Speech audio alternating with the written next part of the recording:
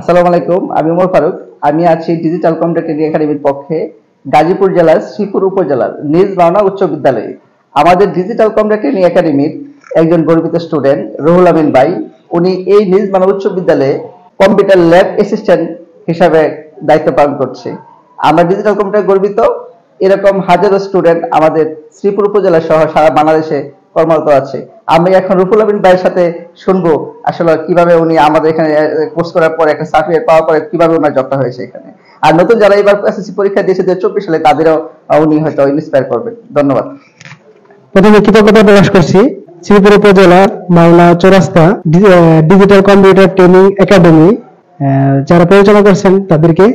কারণ আমি ওখান থেকে একটা কোর্স কমপ্লিট করার পরে নিজ বাংলা বিশ্ববিদ্যালয়ে কম্পিউটার ল্যাব অপারেটর একটা পোস্টে আমি নিয়োগপ্রাপ্ত হই। আমি কম্পিউটারে কিছুই জানতাম না। ট্রেনিং সেন্টার ভর্তি হওয়ার পর থেকে মোটামুটি নিজেকে তৈরি করতে পারছি। ওই ট্রেনিং সেন্টারের অবদান ছিল।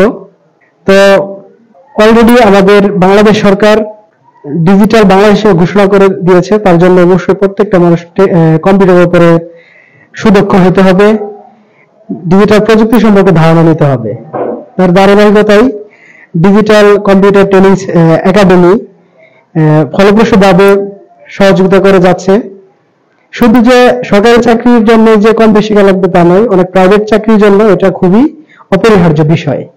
আর এখান থেকে যেহেতু আমি উপকৃত হয়েছি, তাই এখন যে প্রজন্মের যে স্টুডেন্ট গুলো আছে, বিশেষ করে আমার স্টুডেন্ট যারা আছে, সবাইকে আমি অনুপ্রাণিত করব যে ফারুক ভাইয়ের এই ডিজিটাল কম্পিউটার ট্রেনিং সেন্টারে যেন তারা কম্পিউটার শিখে নিজেকে একজন দক্ষ কারিগর হিসাবে প্রস্তুত করে।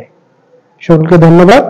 এবং এই সর্বশেষ আবারও কৃতজ্ঞতা প্রকাশ করছি ফারুক ভাইকে এবং তার সাথে যারা সহযোগী হিসাবে ছিলেন। আমার পক্ষ থেকে যতটুকু সম্ভব ইনশাআল্লাহ আমি করব, এসব ব্যক্ত করে আমার কথা শেষ করছি। আসসালামু আলাইকুম। হ্যাঁ, ধন্যবাদ রুহুল আমিন ভাইকে। রুহুল আমিন ভাইকে আমাদের ডিজিটাল কম্পিউটার ট্রেনিং একাডেমির পক্ষ থেকে ছোট একটা গিফট রয়েছে, হাতে তুলে দিলাম। সবাইকে ধন্যবাদ। আসসালামু আলাইকুম।